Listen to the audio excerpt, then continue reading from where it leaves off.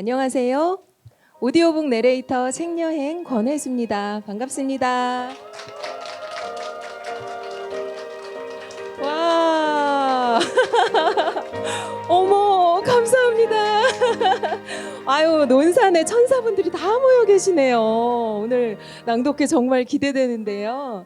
아유, 저희 서혜정 성우님께서 논산이 너무 좋다고 어찌나 자랑을 하시는지 기대 많이 하고 왔습니다. 저는 김홍신 문학관이 오늘 처음입니다. 서울에서 아침에 차 운전해서 왔어요. 오늘 많이 덥지만 하늘이 예쁘던데 혹시 보셨어요? 네, 하늘이 너무 예쁘고 이제 고속도로 딱 빠져나오니까 논이 초록색으로 쫙 펼쳐지고 마음이 탁 트이는 것 같고 네, 놀러 오는 여행하는 기분으로 왔습니다. 네, 정말 반갑습니다. 문학관이 논산의 자랑 맞죠? 네, 정말 자랑스러우실 것 같아요. 잘 꾸며져 있고 아까 둘러봤는데 김홍신 작가님의 그 작품 세계를 한눈에 볼 수 있게 정리가 잘 되어 있고 여기 북 카페에서는 하루 종일 그냥 책 읽고 싶다 그런 생각도 들더라고요. 네, 오늘 어떻게 오셨는지 궁금한데 서혜정 성우님의 낭독 교육을 들었습니다 하시는 분 손 들어 보시겠어요? 오, 대부분 와 정말 많이 들으셨네요. 네, 이따 또 낭독회 하셔야 되죠. 오늘 그래서 아름답게 하고 오셨네요. 편하게 저희 낭독회 즐겨주시고 오후 낭독회 때도 준비하신 만큼 화이팅. 네, 반갑습니다. 낭독 교육을 받진 않았지만 김홍신 작가님의 팬입니다. 그렇죠. 전부 다 팬이시죠? 와. 네, 감사합니다. 반갑습니다. 논산의 자랑. 논산을 넘어서 우리 대한민국 문학사에 큰 획을 그으신 분이죠. 인간 시장 얘기는 뭐 귀가 따갑게 들으셨을 것 같아요. 그 책으로 국내 최초 밀리언셀러 작가가 되셨다고 하더라고요. 1981년에 출간한 이후에 4년 만에 100만 부가 넘게 팔렸고 2년 전인가 3년 전 자료를 제가 봤는데 그때까지 누적 판매 부수가 560만 부라고 되어 있더라고요. 지금은 더 늘었겠죠. 네, 대단하신 분이고 그렇게 인간시장뿐만 아니라 소설을 또 많이 쓰셨습니다. 그런데요, 작가님이 동화도 쓰시고 시도 쓰시고 수필도 많이 내신 거 알고 계셨나요? 네, 알고 계시군요. 역시 팬분들. 네, 오늘 여러분 들으러 오신 겪어보면 안다가 따끈따끈한 신간 에세이입니다. 김홍신의 인생 수업 겪어보면 안다. 해냄 출판사에서 나왔고요. 어떠세요? 제목만 봐도 공감이 많이 되시죠? 겪어보면 안다. 네, 오늘 저희가 일부를 들려드릴 텐데 들어보시고 책 내용이 더 궁금하다 싶으시면 한 권 다 읽어보셔도 좋을 것 같아요. 네, 추천드립니다. 작가님이 몇 년도에 등단하셨는지 아시는 분? 저는 찾아봤죠. 아세요? 1945년. 등단. 등단이요, 등단. 등단. 네. 등단은 이런 적극적인 자세 좋습니다. 지금 선물 드리는 시간이 아니라서 끝까지 이렇게 경청하시고 적극적으로 참여해 주시면 선물이 갈 수도 있습니다. 기대해 주세요. 1976년에 등단을 하셨어요. 그러면 그렇게 오래 작품 활동을 하신 이 작가님의 에세이는 어렵게 쓰였을까요? 쉽게 쓰였을까요? 맞아요. 정말 읽기 쉽게 쓰셨더라고요. 그런 글이 좋은 글인 거 아시죠? 네, 낭독하기 좋은 글이구나. 낭독할 맛이 나는 글이구나. 이번 낭독회를 준비하면서 그렇게 느끼면서 즐겁게 준비했습니다.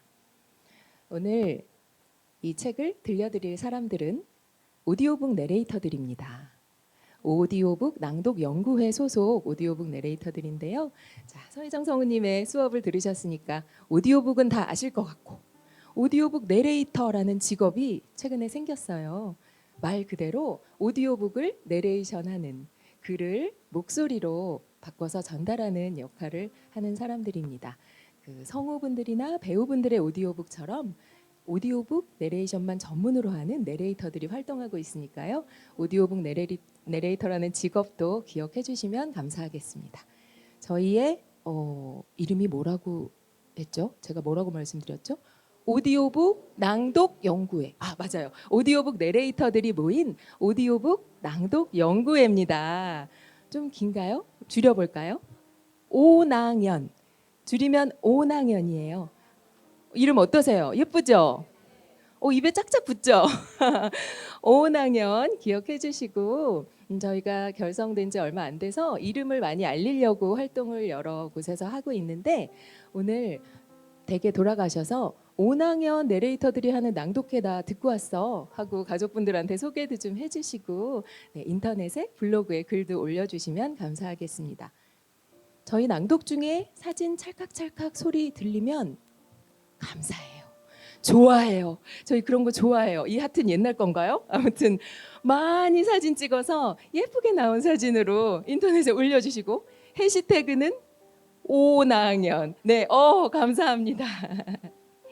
네, 오늘 4명이 들려드릴 거고요. 각자 마음 깊이 와닿은 수필을 한 곡지씩 골랐습니다. 제가 1장에서 한 이야기 골라서 들려드릴 거고요. 잠깐 한 발짝 옆으로 가서 낭독 시작하겠습니다. 닦을수록 맑아지는 마음의 거울. 흔히 관상이 좋다는 소리를 듣는 사람은 대개 인생을 즐겁게 사는 사람입니다. 관상은 단지 사람의 생긴 모습으로만 판단하는 게 아니라 그가 생각하고 행동하여 변화한 모습을 판단하는 거니까요. 2022년과 2023년 저는 운 좋게도 프란치스코 교황님의 초청을 받아 바티칸에서 2번이나 특별 아련을 했습니다. 교황님은 국가원수를 만나는 클레멘스 8세홀에서 저희들에게 강복과 축성을 해주셨습니다. 자랑삼아 말씀드리면 바티칸 성직자성 장관인 유흥식 추기경님이 저를 두고 대한민국 최초의 밀리언셀러 작가이고 논산에 김홍신 문학관이 있으며 지금까지 137권의 책을 출간했다고 따로 소개해 주었습니다. 그러자 교황님께서 저에게 엄지척을 해주셨습니다. 지금도 서재에 그때의 사진을 걸어놓고 교황님의 참 따스한 미소를 새기고 있습니다. 유흥식 추기경님과 교황님은 늘 웃는 얼굴입니다. 두 분은 미소만 아름다운 게 아니라 관상도 아름답습니다. 미소가 그런 아름다운 관상을 만들었으니 그 미소는 영혼의 깨달음으로부터 오는 인간의 상징입니다. 교황님께서 하신 마지막 말씀이 자주 웃으세요 였는데 평소 잘 웃어지지 않는 걸 보면 제 영혼이 아직 다듬어지지 않은 것 같습니다. 평소엔 편안하게 웃다가도 방송 카메라 앞에 서거나 여기 보세요 하며 휴대전화로 사진을 찍으려 하면 갑자기 웃음이 멈추고 표정도 굳어지곤 합니다. 그건 제가 사진에 잘 나오기를 바라는 욕심 때문이거나 남의 시선을 의식해서이거나 긴장했거나 웃는 습관이 없기 때문일 것입니다. 제가 나온 사진을 확인해 보면 마치 증명사진을 찍은 듯 표정이 굳어 있습니다.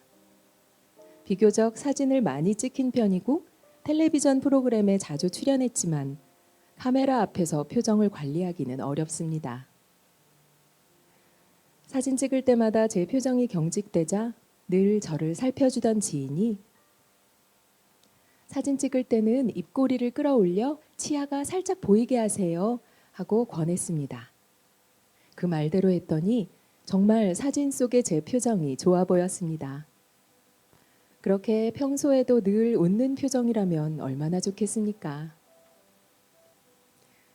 젊은 시절에 소설을 쓰기 위해 무속과 관상, 사주풀이 등을 배운 적이 있습니다. 배운 걸 응용하여 장편 소설 풍객을 비롯한 여러 소설과 수필을 썼습니다. 가르치는 사람마다 표현이 다르지만 관상 좋게 만드는 비법은 거의 비슷했습니다. 가벼운 마음으로 상대를 배려하고 베풀며 화를 내려놓고 항상 미소로 대하면 관상이 좋아진다고 했습니다. 그러면 운과 복이 따른다고요. 몸도 건강해지고 하는 일마다 인복이 따르며 귀인이 나타난다고도 했습니다. 어찌 이를 반박할 수가 있겠습니까? 성현들의 말씀도 그러했고 스승들의 가르침이나 부모님의 타이름도 얼추 비슷했으니까요. 문제는 게으름과 우매함 때문에 배운 대로 실천하지 못하고 가르침을 잊어버리는 상습적 건망증인 것 같습니다. 세계적으로 유명한 한 의학 잡지를 인용한 글에서 배우들의 인생살이에 대한 내용을 읽은 적이 있습니다. 배우들이 악당이나 환자, 노인 역할을 하면 없던 주름살이 생기고 피부가 나빠진다고 합니다. 허리도 아프고 몸이 자꾸 찌뿌둥하며 소화불량에 시달리거나 불면증이 생기는 경우도 있다지요. 심지어 정신과 치료를 받기도 한답니다. 놀라운 내용이었습니다. 80대에도 열정적으로 활동하고 있는 배우 박정자 선생님과 손숙 선생님께 이런 얘기를 했더니 맞다고 하시며 이렇게 말씀하셨습니다. 6개월만 젊은이 역, 사랑하는 역, 착하고 남을 돕는 역을 하면 주름살이 없어지고 몸도 가벼워지며 잠도 잘 오는 데다 다이어트까지 되지요. 손숙 선생님은 6개월까지도 안 가요. 3개월이면 변하던데요. 라고 했습니다. 주어진 역할을 연기만 했을 뿐인데도 배우의 외모와 건강 상태가 달라진다니 평소 우리는 살아가며 어떤 역할을 해야 할까요? 남의 인생을 대신 살아보는 배우가 그렇게 변한다는데 우리는 어떻게 살아야 할까요? 우리는 어떤가요? 날마다 쳇바퀴 돌듯 살고 있는 건 아닌가요? 물론 매일 다르게 살 수는 없습니다. 하지만 가능하면 조금씩이라도 생각과 태도를 바꾸어 보는 게 멋진 인생 아닐까요? 습관은 한 번에 확 바뀌지 않습니다. 가능한 한 한 번에 바꾸면 좋겠지만 단번에 바꾸기는 정말 어렵습니다. 그래서 슬쩍 조금씩 바꿔보는 게 삶의 지혜입니다. 30대 때 소설가로 성공한 후 40대 후반엔 정치를 하겠다니까 산지 사방에서 반대하고 말렸습니다. 문학인의 사명 중 하나는 시대를 조명하는 것이기에 지난날 저는 정치판을 매섭게 비판하는 글을 수없이 썼습니다. 그렇기에 더욱더 주위의 반대가 거셌지만 그토록 비판하던 정치판을 제대로 경험한 후 문학판으로 되돌아오겠다고 각오했습니다. 사연이야 구구절절하지만 그런 제가 정치판에 뛰어들었으니 언젠간 반드시 돌아가야 할 문학판에서 엉터리였다는 소리를 들어서는 안 된다는 각오였습니다. 더구나 가족과 친인척, 친구들과 시절 인연을 맺은 분들에게 엉터리 국회의원이었다는 소리도 들어서는 안 된다고 생각했습니다. 그랬기에 임기를 6개월 남겨두고 국회의원직을 던지기 전까지 7년 6개월 동안 거의 제 몸과 마음을 학대했다고 할 정도로 애썼습니다. 그 시절 텔레비전 화면에 담긴 제 얼굴과 신문이나 잡지에 실린 사진을 보면 지금도 가슴이 먹먹합니다. 인상이 칼날 같습니다. 눈빛이 날카롭고 표정이 매섭습니다. 분위기도 살벌하고 웃음기 하나 없습니다. 정치를 접고 문학판으로 돌아와 3년 동안 거의 두문불출한 채 우리가 잃어버렸던 1300년 전 발해를 배경으로 역사소설을 썼습니다. 고구려 멸망부터 발해 멸망까지 장장 258년의 장엄한 얘기를 그렸습니다. 불면증을 시작으로 탈모, 근육마비, 요로결석, 갑상샘 항진증, 알레르기, 허리디스크, 공황장애 등 갖가지 병마에 시달리며 200자 원고지 1만 2천 장을 손으로 썼습니다. 소설 제목에 작가 이름을 넣고 싶다는 출판사의 요청으로 김홍신의 대발해 10권을 2007년 출간했습니다. 출간 당시에 거의 탈진한 상태였으나 텔레비전에 출연한 제 모습을 보면 신기하기 짝이 없습니다. 얼굴이 훤하다는 소리를 참 많이 들었거든요. 평생 처음으로 출판 기념회를 열었는데 지금은 작고하신 이어령 선생님께서 축사하시며 득도한 얼굴 같군요 라고 말씀하셨습니다. 평생 처음으로 3년간 지옥 체험을 했다고 생각할 정도였는데 지금도 그때의 사진을 보면 국회의원 때와는 다르게 화평한 표정입니다. 1997년 외환위기 때 빚잔치로 전 재산을 날린 지인을 만난 적이 있습니다. 마음고생이 심했던 그의 얼굴은 차마 마주하기 안타까울 정도였습니다. 얼마 뒤 그는 고향으로 내려갔고 마음을 다잡았다며 저를 집으로 초대했습니다. 그의 얼굴을 보고 깜짝 놀랐습니다. 신선이 따로 없다 싶은 화평한 얼굴이었으니까요. 그는 비록 다 잃었지만 살아있는 것만도 기적이라고 생각하며 마음 내려놓고 살았더니 병도 낫고 살맛이 납니다. 라고 했습니다. 그렇습니다. 사람의 얼굴은 스스로 마음먹은 대로 보여지는 마음의 거울입니다. 네, 제 낭독은 여기까지입니다. 감사합니다.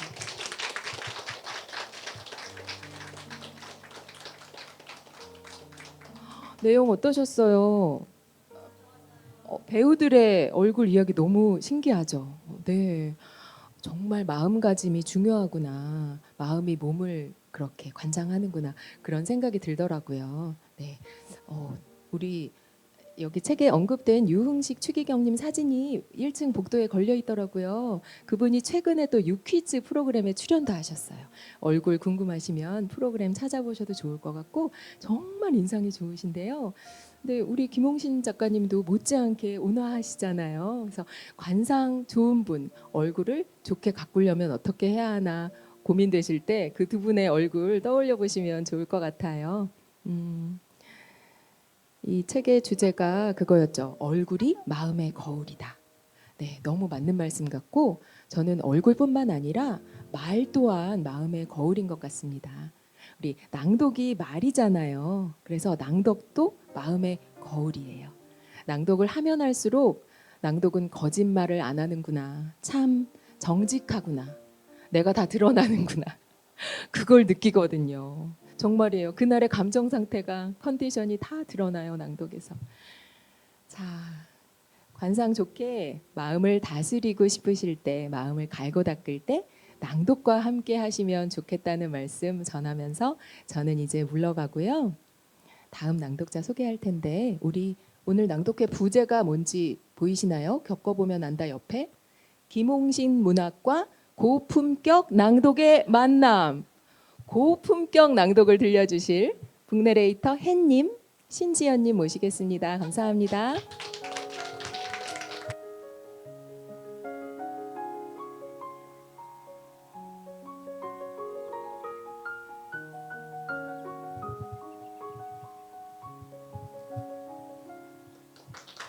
안녕하세요. 방금 소개받은 햇님 신지연입니다. 앞서 낭독해 주신 저희 혜수님 얼굴을 보니까 어떻게 살아오셨는지 관상 아시겠죠? 너무 즐겁게 재밌게 들었습니다. 너무 말씀을 잘하셔서 저는 안 떨리는 줄 알고 여기서 웃으면서 봤거든요. 근데 끝나가는 느낌이 들자마자 콩당콩당콩당 이 떨림은 어쩔 수가 없는가 봅니다. 사람의 얼굴이 아까 사람의 얼굴은 마음을 보여주는 그 마음의 거울이다라고 말씀하셨는데 그럼 그 마음의 속사정을 작가 선생님의 두 번째 장에서 제가 들려드리겠습니다. 여여한 마음으로 제가 강연 중에 청중에게 행복이 어디 있습니까? 라고 물으면 대부분 내 마음속에 있습니다 라고 대답합니다. 그러나 묻지 않으면 실제 속으로 행복은 마음 밖에 있거나 남이 가지고 있다고 생각하기 마련입니다. 우리는 어려서부터 비교하는 법을 배웠고 지금도 남과 비교하느라 행복도가 낮습니다. 인물, 학력, 집안, 경제사정, 직위 따위는 물론이고 아파트, 자동차, 소지품까지 남과 비교하여 자신도 모르게 주눅이 들거나 열등감을 느끼곤 합니다.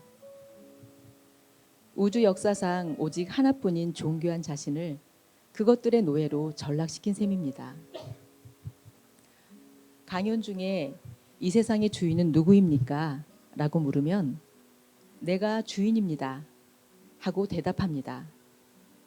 그러나 묻지 않으면 세상의 주인이 돈, 명예, 권력은 물론 아파트, 자동차, 학력, 인물, 집안 따위라고 생각할 겁니다. 딱 한 밤밖에 못 사는 인생인데 주인으로 살아도 짧은 인생인데 어찌 노예처럼 살다 가려고 합니까? 라고 물으면 많은 사람들이 고개를 끄덕입니다. 아무리 발버둥 쳐도 앞선 일을 따라갈 수 없다거나 여기까지가 자기 능력의 한계라고 믿는 사람이 의외로 많습니다. 저는 그것이 바로 비교법이자 주눅든 노예의식이라고 생각합니다. 생각의 동물이라는 사람이 부대끼며 세상을 살아가는 동안 어찌 비교하지 않고 살 수 있겠습니까? 이렇게 말하는 저도 은연중에 비교하며 살아갑니다만 어떤 경우에도 열등감의 수렁에는 빠지지 않으려고 노력합니다. 우리가 부러워하는 사람들이 정말 내가 생각한 만큼 행복할까요? 가진 만큼 머릿속이 복잡하고 누린 만큼 걱정이 득식을 하지 않을까요? 예부터 남이 부러워할 것과 빼앗길 게 많은 사람일수록 근심과 걱정이 많다고 했습니다. 한 계단 위에서 넘어지면 조금 아프지만 5계단 위에서 넘어지면 많이 아프고 10계단 위에서 떨어지면 심하게 다치거나 생명이 위독할 수 있습니다. 많이 가졌다고 해서 좋은 게 아닙니다. 우리가 노블레스 오블리주의 상징으로 여기는 경주 채부자댁은 많이 가진 만큼 나눔과 배려, 베품을 통해 근심과 걱정을 내려놓았습니다. 그럼 어떤 사람이 행복한 사람일까요? 행복해지고 싶다면 꿈을 쫓되 욕심부리지 않고 가진 것을 소중히 여기면 됩니다. 살다 보면 알게 됩니다. 원하는 것이나 갖고 싶은 것은 자꾸 저만치 도망가고 싫은 것이나 피하고 싶은 것은 자꾸 나를 따라오곤 합니다. 원하는 걸 다 가질 수 없고 싫은 걸 다 버릴 수 없는 게 인생입니다. 내가 꼭 갖고 싶은 것은 다른 사람도 갖고 싶어 하기에 경쟁이 치열합니다. 싫은 것은 다른 사람도 버리고 싶어 하기에 여차하면 내게 오기 십상입니다. 그럴 땐 괴로움도 즐거움도 흔쾌히 받아들이고 통과시키면 인생은 그럭저럭 살만 납니다. 생사고락이라는 말이 있지요. 생과 사, 고락에서 고는 괴로움이고 락은 즐거움입니다. 즉 삶과 죽음, 괴로움과 즐거움은 한데 있다는 뜻입니다. 세상살이가 어찌 늘 괴롭고 늘 즐겁기만 하겠습니까? 예부터 사람으로 살려면 만행을 하기 마련이라고 했습니다. 만행이란 만가지 행동을 뜻합니다. 살아가는 동안 우리는 좋은 일도 맞이하고 나쁜 일도 맞닥뜨리며 배부르기도 하고 굶주리기도 합니다. 웃거나 울 수밖에 없는 일도 생기고 칭찬을 받거나 된 욕을 먹기도 하며 힘이 생기기도 하고 힘이 빠져 허우적거리기도 합니다. 행복에 겨웠다가 불행에 시달리기도 하고 마음이 넉넉했다가 옹졸해지기도 하며 살맛이 났다가 죽고 싶을 때도 있는 게 인생입니다. 인생사에 부침이 있는 건 나쁜 게 아닙니다. 사람다운 겁니다. 그러나 욕심이 지나치면 반드시 화가 따릅니다. 지나친 욕심을 쫓다 화를 당한 사람을 우리 주변에서 흔히 볼 수 있습니다.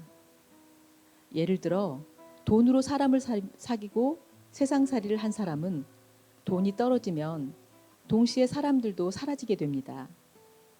그러니까 돈을 더 모으려고 안달하죠. 죽음이 닥치면 그제야 돈보다 귀한 게 있다는 걸 알게 됩니다. 권력으로 사람을 사귀며 세상살이를 한 사람은 권력을 잃지 않으려고 별의별 짓을 다 합니다. 죽음이 닥치면 그제야 권력보다 귀한 게 있다는 걸 알게 되죠. 명예로 사람을 사귀고 세상살이를 한 사람은 명예를 빼앗기지 않으려고 질투든 시샘이든 모함이든 가리지 않습니다. 죽음이 닥치면 그제야 명예보다 귀한 게 있다는 걸 알게 됩니다.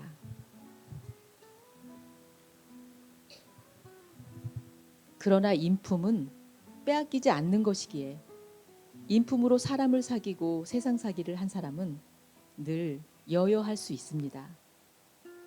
여여한다는 것은 분별된 마음 없이 있는 그대로의 마음 상태를 말합니다. 배려하고 베풀고 덕을 쌓았기에 용서하는 품격을 갖추고 인간 명품으로 살았기에 사람들이 그의 곁에 오래 머뭅니다.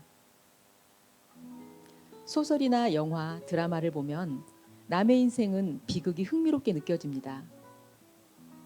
그러나 내 인생만은 희극이기를 바라곤 합니다. 그렇게 만드는 방법이 아주 없는 건 아닙니다. 내 인생을 희극으로 만들려면 세상의 시선에 휘둘리지 않고 괴로움에도 즐거움에도 슬기롭게 맞서는 용기 있는 바보로 살면 됩니다. 제가 왜 하필 용맹한 바보를 말할까요? 괴로움을 가슴에 간직하고 깊이 파고들수록 내 몸과 마음은 더 아프고 상처받기 마련입니다. 스스로를 원망하든 남들이 뭐라고 하든 다른 시각으로 해결 방법을 찾아야 합니다. 바보가 되려면 꽤 용감해야 합니다. 남들이 엉뚱하다고 비웃고 바보 같다고 비난하며 이해해 주지 않아도 한 걸음 한 걸음 나만의 길을 스스로 만들어 가야 합니다. 저의 낭독은 여기까지입니다.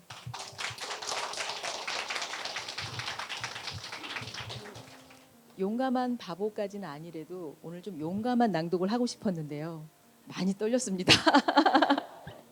아까 호기롭게 앉아서 좀 물도 마시고 나름 떨림을 내려앉게 해보려고 웃어도 보고 막 이렇게 좀 부르르 부르르도 해봤는데 역시 떨리네요. 아, 감사합니다. 다음 낭독가를 바로 소개해 드릴게요. 저희 5학년에서 젊은 파트를 맡고 계신 윤희 권윤경 선생님입니다. 한마디만 더 드리자면 저희 팀의 막내인데요. 이 낭독을 대하는 태도는 언니가 아닌가 싶은 생각이 들거든요. 늘 배울 점이 많고 그 낭독을 깊이 있게 즐기는 그런 분입니다. 나와주세요.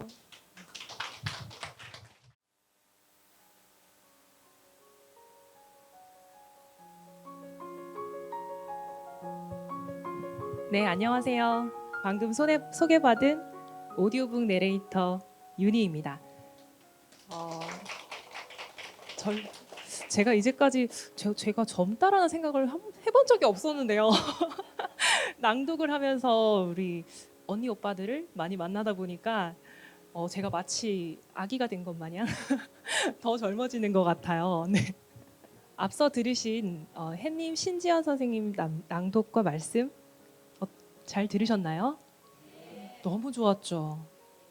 우리 5학년이라서가 아니라 너무 잘하세요. 제가 푹 빠져서 듣고 있었어요. 저도 다음이 전데 끝나고 저 소개하니까 갑자기 저도 막 두근두근 하더라고요. 근데 푹 빠져서 듣다 보니까 여여한 마음이라는 단어가 계속 나왔죠. 전 이 단어가 좀 생소했거든요. 평소에 듣는 단어는 아니잖아요. 근데 이 낭독을 차근차근 듣다 보니까 절로 고개가 끄덕여지더라고요. 인생의 주인공인 나 자신을 잃지 않으려면 이 책에서 하듯이 자기 자신에게 끊임없이 질문을 잘 던져야겠다라는 생각을 했어요. 그래야 나도 여여한 마음으로 살아갈 수 있겠구나라는 생각을 했습니다. 이 책을 다 들려드리면 참 좋을 텐데요. 시간 관계상 조금 뛰어넘고요. 저는 5장을 낭독해 드리려고 합니다. 여기 5장의 키워드는요, 열정인 것 같아요. 우리 삶을 보다 재밌고 풍성하게 만들어주는 열정에 대한 이야기 중에 저는 마지막 꼭지를 들려드리겠습니다. 읽고 쓰는 사람의 품위. 제자들이 사람됨의 방법을 물었을 때 저는 희망 감염과 마음 부자와 사랑 멀미, 책 읽기와 글쓰기 등의 얘기를 열거했습니다. 인생에서 참 좋은 것들은 대부분 공짜이거나 흔하거나 가까이 있는 것들입니다. 햇빛, 물, 공기, 지구는 물론이요. 기도, 겸손, 감사, 친절, 웃음, 칭찬은 공짜입니다. 스승을 만나 참소리를 듣거나 글 쓰는 건 내 존재 가치를 드높이는 행위입니다. 책 읽기도 그렇습니다. 독서는 큰 돈이 들지 않지요. 책꽂이에 책이 많이 꽂혀 있는 것만으로도 그 집 아이의 두뇌가 개발되고 창의력이 좋아지며 감성이 풍부해진다는 연구 결과도 있습니다. 예전에 읽은 책 중에 세계적인 항공사에서 오래 근무한 여성 사무장이 쓴 글이 기억납니다. 1등석을 자주 이용하는 재벌이나 고위 인사들은 비행 중에도 열심히 책을 읽고 메모를 한다고 했습니다. 다산 정약용 선생은 제자들에게 이런 가르침을 남겼습니다. 만약 따뜻하게 입고 배불리 먹는 데만 뜻을 두고 편안히 즐기다가 세상을 마치려 한다면 죽어서 몸이 식기도 전에 벌써 이름이 없어질 것이다. 이는 새나 짐승의 일일 뿐이다. 그런데도 책을 읽지 않고 살기를 원하는가? 책은 종이책으로 읽는 게 가장 좋지만 세상이 변했으니 전자책이나 오디오북 등을 이용해도 좋습니다. 무엇보다도 자주 읽는 게 좋습니다. 독서는 바로 그 사람의 품격이니까요. 사람은 살아가면서 개인의 경험을 넓히고 지식을 쌓는데 이를 전문 용어로는 인지적 비축분이라고 합니다. 전문가들은 인지적 비축분이 클수록 치매 예방에 도움이 된다며 그 첫 번째 방법으로 책을 꾸준히 읽거나 편지 같은 글을 쓰는 등 인지 활동을 하라고 권합니다. 대학에서 강의할 때 저는 학기의 첫 강의 때마다 제자들에게 죽기 전에 꼭 책 3권을 쓰라고 했습니다. 제 얘기를 듣고 10년 만에 8권의 책을 쓴 제자도 있습니다. 해마다 한 권씩 죽을 때까지 쓰겠다는 다짐을 하고 어김없이 출간합니다. 어찌 존경하지 않을 수 있겠습니까? 그럼 무슨 책을 써야 할까요? 첫째, 수필집을 내라고 합니다. 수필을 쓰려면 사물을 관찰하는 시야가 넓어야 하고 메모하는 습관을 들여 일상을 기록해야 합니다. 신문이나 잡지에 실린 세상사의 이면을 읽고 라디오와 텔레비전에서 나오는 유용한 정보를 새겨듣게 됩니다. 뿐만 아니라 가족과 친지, 이웃의 다양한 삶을 눈여겨보면서 내 삶을 가꾸고 생각의 불을 정돈하는 지혜를 얻게 됩니다. 수필을 쓰다 보면 창의력이 발달하고 세상사에 대한 판단력이 좋아집니다. 둘째, 전공 분야에 대한 책을 쓰라고 합니다. 전공한 분야에 대한 책을 쓰려면 지식이 더 깊고 넓어야 하므로 책을 쓰면서 남보다 한 걸음 더 앞서 나가게 됩니다. 남을 이기려고 경쟁하는 게 아니라 함께 성장하기 위해 가르치며 배우는 과정에서 경쟁자의 존중도 받게 됩니다. 후배들에게 자신의 실패담도 들려주어 실패를 줄이게 하고 성공담을 알려주어 더 좋은 성공 사례를 만들도록 길잡이가 되어줍니다. 무엇보다도 이 세상에 보탬이 된 사람으로 기억됩니다. 그런 사람들 덕분에 우리가 오늘날 이만큼 잘 살고 세상도 편리하고 좋아졌습니다. 우리는 누군가의 자랑이자 귀감이며 은인이자 친구로 기억될 수 있습니다. 또 우리에게는 누군가의 아름다운 추억이자 고마운 사람으로 살 권리와 의무가 있습니다. 셋째는 자서전을 쓰라고 합니다.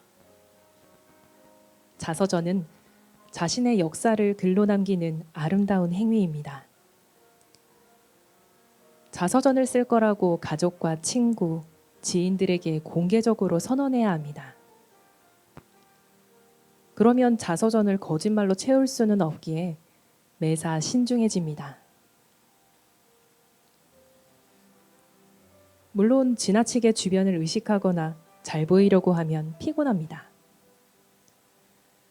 하지만 사람들과 두루 어울리며 주어진 일에 최선을 다하는 모습을 자주 보여주게 되면 자신의 품격은 어느새 절로 높아집니다.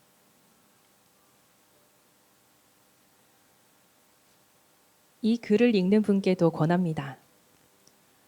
살면서 3권의 책을 꼭 써보십시오. 스스로 지혜로운 사람으로 거듭나고 내 주변과 세상에 도움을 준 사람으로 기억됩니다. 제 낭독은 여기까지입니다.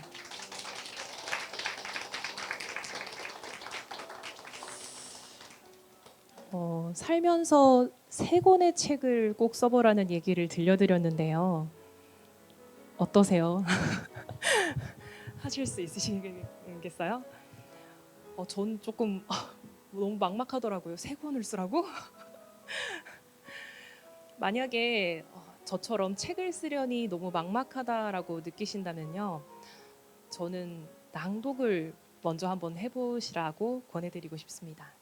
이미 여기 낭독하시는 분들 많잖아요. 그죠? 어떠신가요? 책을 쓰는 것보다는 좀 더 쉬울 것 같지 않으세요? 일단 한번 해보고 할만하면 책을 써보는 걸로 합시다, 우리. 낭독은 아까 좋은 것 설명할 때 큰 돈이 들지 않는다고 했잖아요. 낭독도 마찬가지로 돈이 드는 것도 아니고 오늘처럼 꼭 관객이 필요하지도 않습니다. 그냥 나한테 들려준다 생각하시고 조곤조곤 입을 한번 떼보는 게 다예요. 아시죠? 낭독의 좋은 점을 말하자면 진짜 밤을 새도 모자랄 지경인데 뒤에 또 다른 고품격 낭독을 들려줄 분이 기다리고 계시니까요. 일단 한번 들어보세요. 저는 이제 그럼 물러나고요. 저희 5학년의 대장님 이경희 대표님을 모시겠습니다. 네.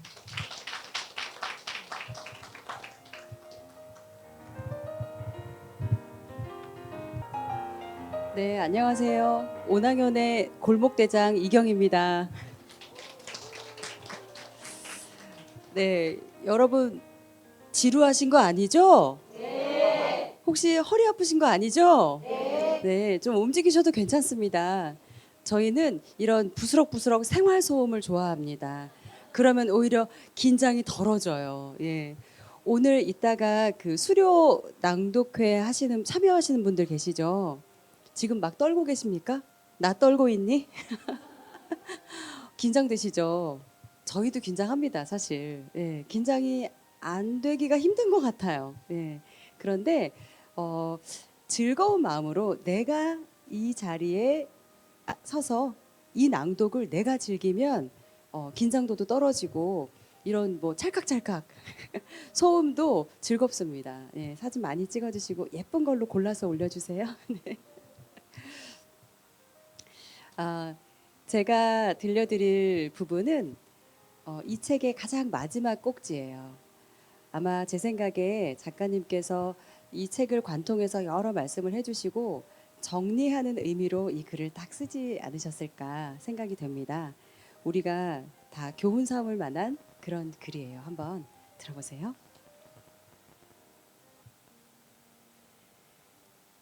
인간 명품이 되는 6가지 방법.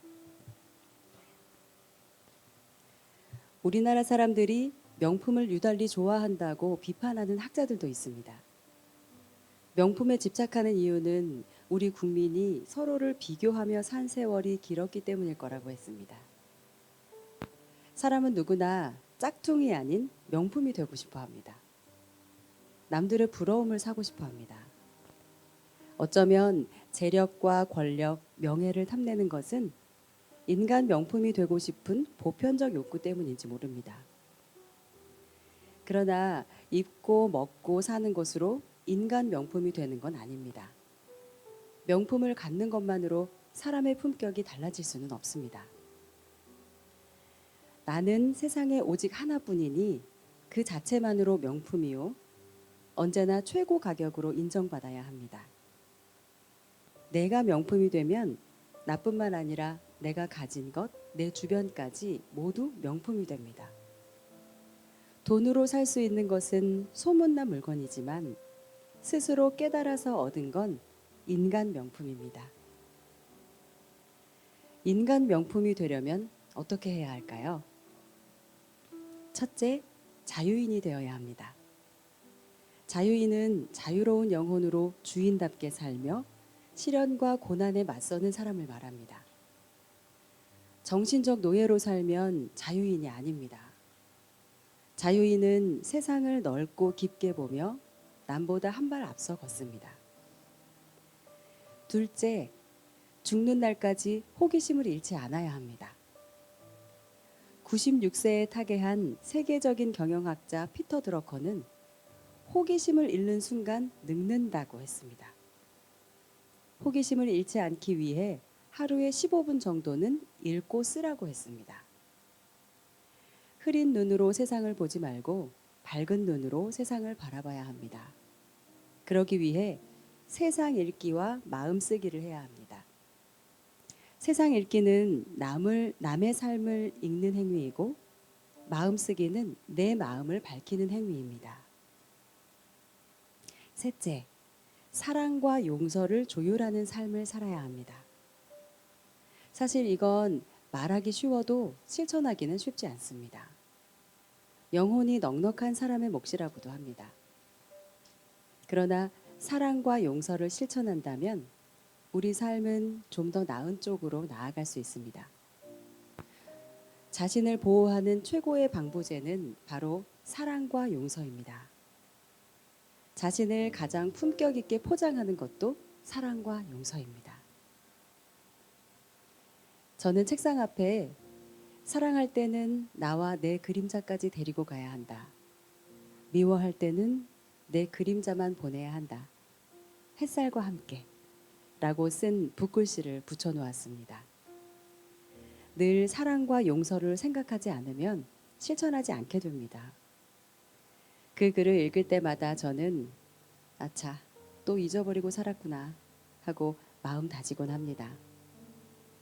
언젠가는 그런 글귀가 필요 없는 삶을 살면 좋겠습니다. 넷째, 세상과 잘 어울리는 사람이 되어야 합니다. 사람들과 잘 어울려야 합니다.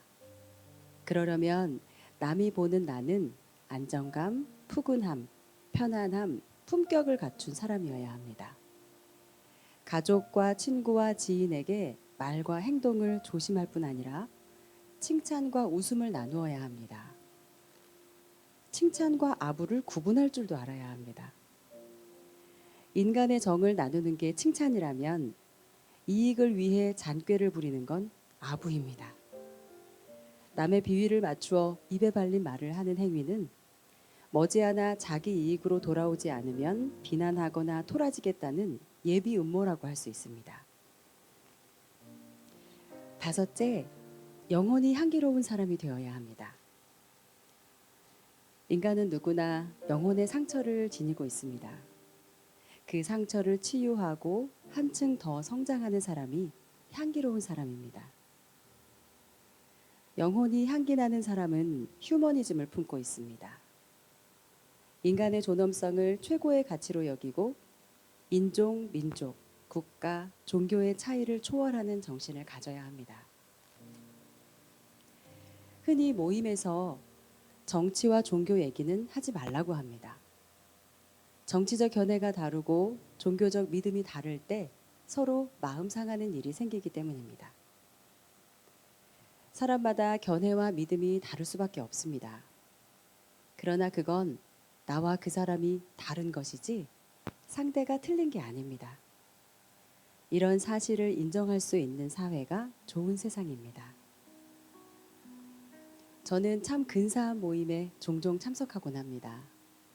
불교, 기독교, 천주교, 원불교, 천도교, 성공회의 성직자들이 정기적으로 모여 세계 평화를 연구하는 모임입니다. 식량난으로 고통받는 북한 동포와 가난하고 병든 이들을 돌보는 일을 계획하고 우리 민족이 나아갈 길을 토론하기도 합니다. 종교를 뛰어넘는 휴머니즘의 위대함을 유감없이 보여줍니다. 여섯째, 육신과 영혼이 건강한 사람이어야 합니다. 살아서 병 없기를 바라지 말라는 말도 있지만 평생 건강을 유지하는 건 결코 쉽지 않습니다. 신선한 음식을 먹고 적절한 수면을 취하고 각종 예방치료와 운동을 하면서 우리 몸을 잘 관리해야 합니다. 육신이 건강하려면 먼저 마음이 밝아야 합니다. 마음 따라 몸이 간다는 것 잊지 마세요. 현대의학에서 스트레스를 중요하게 다루는 것도 바로 마음의 아픔이 몸의 아픔으로 전환되기 때문입니다. 육신이 망가지면 정신 가다듬기도 쉽지 않습니다. 육신의 아픔은 약과 의사의 도움으로 나을 수 있지만 마음의 아픔은 자기 치료를 해야 합니다. 마음을 다스리는 자기 치료에는 기도, 수행, 수련, 찬송, 명상, 마음 공부, 정진 등이 있습니다. 생각을 살짝 바꾸면 내가 바뀝니다. 내가 바뀌면 내 인생도 명품으로 바뀝니다. 네, 제 낭독은 여기까지입니다. 감사합니다.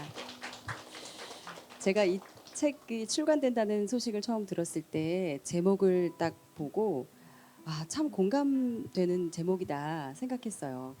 우리가 상대방을 이해하지 못하는 것도 내가 그 입장을 겪어보지 않아서이기 때문이지 않겠습니까? 겪어보면 다 아는데, 그렇죠? 그런데 그 다음에 든 생각은 뭐냐면 왜 우리는 겪어봐야만 알까? 겪어봐야 아는 거죠, 그렇죠? 제가 며느리 입장이 되고 보니까 올케 언니 입장이 또 이해가 되더라고요. 네. 겪어봐야만 아는 거예요. 예, 그래서 참 안타까울 때가 있죠. 그런데 참 감사하게도 우리 작가님께서 짧지 않은 인생을 사시면서 이런저런 정말 다양하고 누구나 쉽게 경험할 수 없는 그런 것들을 많이 경험하시면서 깨달으신 것들, 그 삶의 지혜와 행복의 노하우 이런 것들을 이렇게 책에 담아주셔서 우리가 겪어보지 않아도 조금은 알 수 있도록 이렇게 제공해 주셔서 참 감사한 마음이 들더라고요. 자, 여기까지 저희 오낭연의 낭독회 들으셨어요. 어떠세요? 좋으시죠? 어머, 어머 감사합니다. 외람되지만 저희가 낭독회 준비하면서 이 말을 참 많이 했어요. 이 책은 눈으로 묵독으로 읽어도 참 좋지만 낭독으로 들었을 때 더 좋구나 그런 말들을 많이 했거든요. 오디오북으로 제작하시면 참 좋을 것 같습니다. 그런데 오늘 저희의 낭독을 들으시고 이 책의 내용이 참 매력적이다, 내가 더 알고 싶다 그런 마음이 드신다면 책을 꼭 구입해서 읽어보시면 좋겠습니다. 네, 여기 이제 이번에 교육 받으신 분들도 많이 계시잖아요. 저희 잘하죠.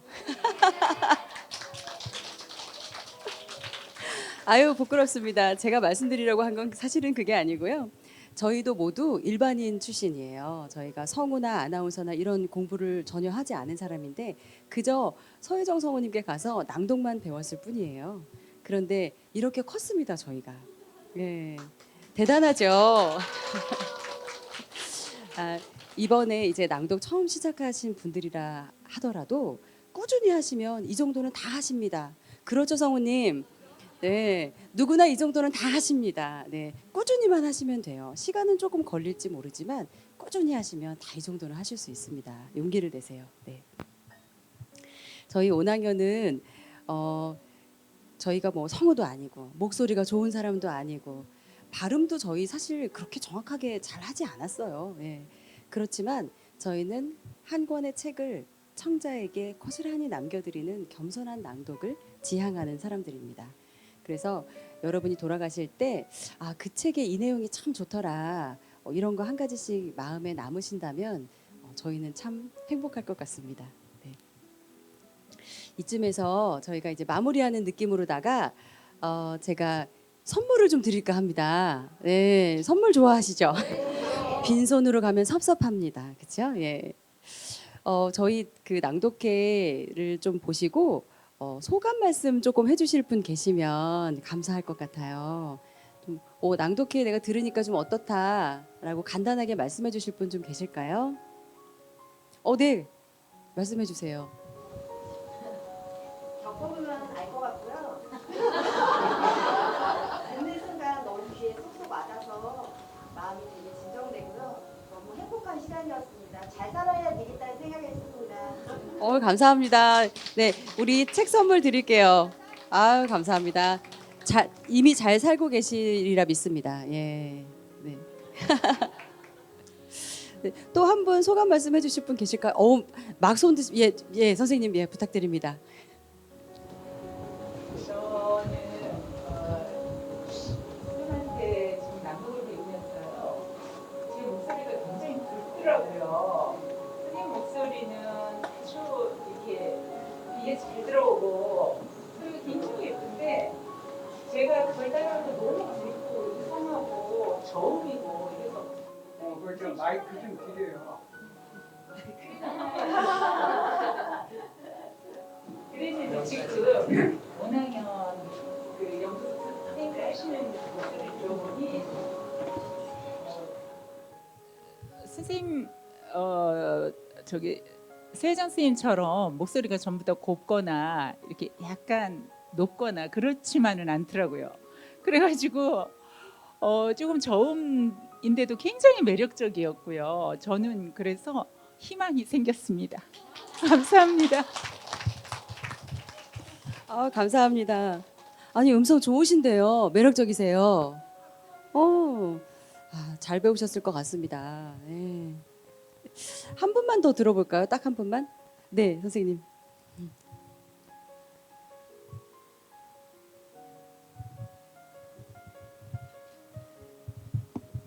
여기 서혜정 성우님께 코칭 받고 있는데요. 네. 와서 보니까 항상 긴가민가 했거든요. 코칭 받으면서 될까 안 될까 막 이랬는데 여기 와서 보니까 정말 백문이 불여일견이라고 된다라는 생각이 들었습니다. 그리고 아까 얘기하신 것처럼 제가 SNS에 많이 홍보하도록 하겠습니다. 오낭연, 네네, 확실히 꽂고 가겠습니다. 네, 감사합니다. 아, 이렇게 겪어 보셔야 아십니다. 그렇죠? 예. 저희가 진짜 아마 오늘 서혜정 성우님 참 마음이 감회가 새로우실 것 같은데 낭독의 니은자도 모르던 아주머니들이 왔는데 이 아주머니들을 다 가르쳐서 이렇게 만들어 놓으셨어요. 여러분도 다 하실 수 있어요. 저희도 다 똑같은 입장이었거든요. 아, 좋습니다. 예, 정기열 선생님 아까부터 네. 그냥 해도 됩니다. 네. 네, 저는 책을 받으려고 손든 건 아니고요. 그 이제 낭독을 사랑하는 분들이 많이 계셔서 저 응원하러 왔거든요. 네, 단양에서 왔는데요. 그 제가 이 캘리그라피를 하나 써갖고 와서 드리려고 왔어요. 아유, 감사합니다. 예, 두 편을 썼는데요. 하나는 그 오디오 낭독 연구에 요거 삼행시를 지어갖고 왔거든요. 한번 오늘 띄워드릴까요? 네. 오, 오래 들어도 늘 새롭고 낭, 낭낭하게 울려 퍼지는 연. 연꽃처럼 청결한 소리. 감사합니다. 이거 연꽃은 제가 그린 거거든요. 예, 드리겠습니다. 아유, 감사합니다. 아유, 사진 한 장 부탁드립니다. 진짜.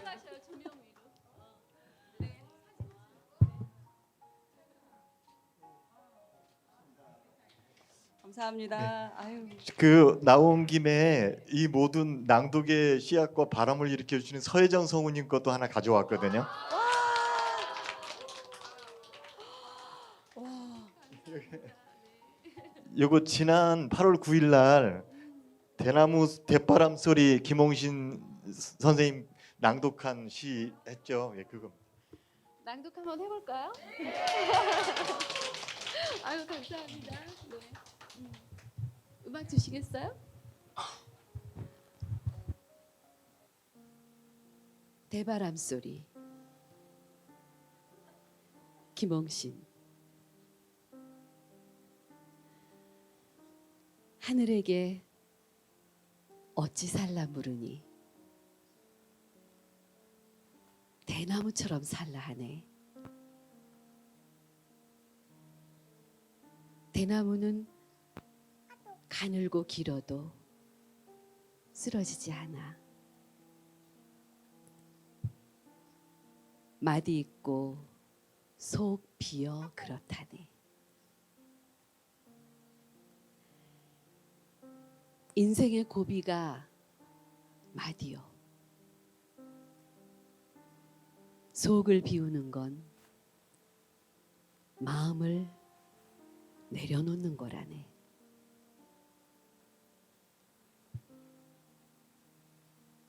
대나무에게 어찌 살라느냐 물으니 바람처럼 살라 하네.